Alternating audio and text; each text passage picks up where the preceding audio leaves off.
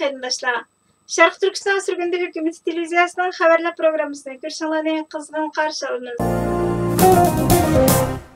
Amerika millat vakillari Uyg'ur majburiy emgak qonunining tasdiqlanishining 7 oydan beri kechikishining sababini surishtirmoqda. Cumhuriyetçiler Partisi a'zolari Avam palatasi Tashqi munosabat komitetining bayonotchisi Nancy Pelosi'dan Xitoyning Sharq Turkistondagi Uyg'ur va boshqa turkiy millatlarga qarata yurgizayotgan irqiy qirg'inchilikqa aloqador qonunning tasdiqlanishining kechiktirilishini to'xtatishni talab qilib yozgan xatda Majlisning qonun loyihasi 21 aprelda Tashqi ishlar komitetidan o'tdi. Kengash palatasining qonun loyihasi 16 iyulda majlisga keldi. Har ikkalisi qarshiliksiz ma'qullandi. Xitoy Kompartiyasining Uyg'urlarga qaratilgan jinoiy qilmishini irqiy qirg'inchilik deb bekitish qonun loyihasining ikkili hukumat tarafidan e'tirof qilinishi bu yilgi xalqaro mudofaa huquq qonuniga kirgizildi. Bunday qilish Avam palatasini Amerikaning UDA 2 hukumati, shundaqla Angliya, Belgiya, Chex, Litviya, Gollandiya va Kanadadagi parlamentdagi kasbdoshlari bilan hamkorlashishga imkon yaratdi. Kishini andishiga soladigan bu irqiy qirg'inchilikqa taqobil turishda biror natija ko'rsatadigan bir qonunning qurultayda o'ttirib qo'yilmasligi. Bu oldingi hukumatning Uyg'ur masalasiga tutgan pozitsiyasiga zid. Millat vakillari bilet tashlaganda Avam palatasida zo'r ta'sir qo'zg'aydi deyildi. Sharq Turkiston Surgundi hukumati buningga inkos qaytarib, biz shuni qayta takrorlaymizki, Avam palatasining bayonotchisi Nancy Pelosi xonim Uyg'ur majburiy emgakining oldini olish qonuniga ovoz berishni kechiktirishni to'xtatishi lozim. Agar Nancy Pelosi xonim Amerikada va chet ellarda kishilik huquqni qo'g'damoqchi bo'lsa, qurultayning bu qonun loyihasining kechikmay ma'qullashiga rahbarlik qilish kerak dedi. Türkiye Prezidenti Recep Tayyip Erdoğan, İslam İşbirliği Teşkilatı İqtisadi ve Ticari Hemkarlık Daimi Komitetining 37. navbatlik ministrlar yig'iniga yo'llagan sinliq uchurida İslam İşbirliği Teşkilatı'nın qurilish maqsadining Falastin davosini oxiriga qadar davomlashtirish ekanligini yana bir qatim ta'kidlamoqchiman. İslam İşbirliği Teşkilatı'nın a'zosi bo'lish sifatimiz bilan Falastin davosiga ziyon yetkazadigan har qanday harakatdan uzoq turishimiz lozim. Biz Xitoyning Xinjiang Uyg'ur avtonom rayonidagi Uyg'ur va boshqa asonliq musulmon millatlarning ahvolini inchiklik bilan kuzatyapmiz degan. Sharq Turkiston Surgundi hukumati buningga inkos qaytarib, Sharq Turkistonga nisbatan bir qo'sh o'lcham qo'llanilmoqda. Gerçi Sharq Turkiston Türk madaniyatining beshigi bo'lsa-mu, Turkiya hukumati Sharq Turkistonning davosiga izchil turda ziyon yetkazib kelmoqda. Sharq Turkiston Xitoyga tava emas, Xinjiangmi emas dedi. Baş ministerimiz Salih Xudoyer efendimi inkos qaytarib, hurmatli Erdo'g'an efendi, bu yer Xinjiang Uyg'ur avtonom rayoni emas, Sharq Turkistondir. Sharq Turkistonni Xinjiang Uyg'ur avtonom rayoni deb atab, ishg'olchi Xitoyni qo'llayapsiz. Yana kelib Uyg'ur va boshqa turkiy millatlar o'z davlatida asonliq musulmonlar emasdir dedi.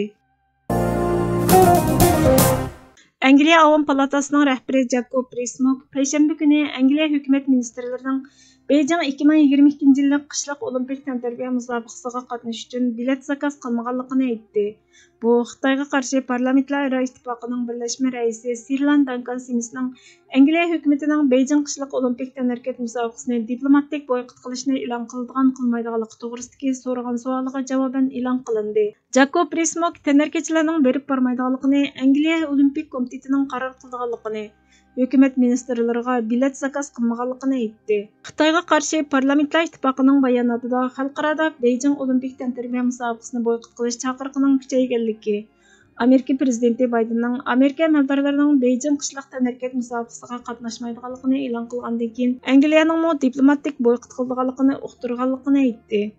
Ian Duncan Simis bugungi hukumat ministrlarining Beijing qishliq olimpik tantarbiya musobaqasiga qatnashishni planlamaganligi to'g'risidagi uqtirishi garchi qarshi ilinsimi, ammo texi ochiq-oshkora bayonot e'lon qilinmadi. Shunga Angliya hukumati texmi ilgarilab hech qanday ministr, diplomat yoki boshqa Angliya amaldorlarining olimpik tantarbiya musobaqasiga qatnashmaydiganligini oshkora jazmlashtirishi kerak. Biz Xitoyning pastkash hokimiyatini qonuniy asos bilan ta'minlay olmaymiz dedi. Xalqaradagi 200 dak parlament a'zosining partiya halqagan to'ri bo'lgan Xitoyga qarshi parlamentlar ittifoqi ondan ortiq davlatda parlament harakatiga rahbarlik qilib, Xitoyning irqiy qirg'inchiligi va insoniyatga qarshi qilmishiga javoban olimpik tantarbiya musobaqasini diplomatik boykot qilishga chaqirdi. Türkiye Adalet ve Taraqqiyot Partisining muavin raisi Binali Yildirim Türk Devletleri Teşkilatı'nın sanını kelgüsüde arttırdıganligini aytib, Rossiya ve Xitoy bu cemiyetning tabiiy a'zosidir. Bu keng coğrafyada üstümüzge yüklengen vazife ve mesuliyetni his qilib turibdimiz dedi. Baş ministerimiz Salih Xudoyer Efendi bununla inkaz qaytırıp, Xitoyning Sharq Turkistonda yurgizayotgan irqiy qirg'inchilikni ko'rmasga kelayotganlar Rossiya va Xitoyni Türk Davlatlari Tashkilotining a'zosi qilmoqchi bo'lyotidi. Turklarning tarixiy dushmani bilan birlikda hamkorlashmoq va ularni Türk Davlatlari Tashkilotiga a'zo qilmoq ahmoqliklar bo'lib qolmasdan balki xoinlikdir dedi. Kollektiv kimlik tarixning soyasidir. U o'tmishning amonatidir. Onunğa o'tmishning tamg'isi besilgan. U hozirning realligida o'zini amaliylashtiradigan va kelgusiga nisbi qilg'ili bo'lmaydigan ma'naviy kapolatidir. Yoki u o'tmishning tuproqlariga ko'milgan, hozirda bix chiqarilgan va kelgusida meva beradigan daraxtdir. O'tmishdagi har bir muvaffaqiyatli emas, balki yana uningdagi har bir xatolikmi uning hozirga va kelgusiga ta'sir ko'rsatadi. O, o'tmishdagi ajdodlarning gunohi uchun avlodlari tavba qiladigan va badal to'laydigan yoki tavba qilishga va badal to'lashga majburlanadigan jarayondir. O'tmishdagi ajdodning har bir harakati, o'y-xiyoli, tadbiri va qarori hozirgi avlodning kimligini barpo qiladi. Mushu nuqtadan kimlik ajdod bilan avlod o'rtasidagi mas'uliyat ustiga qurilgan bog'lanishni ko'rsatadi.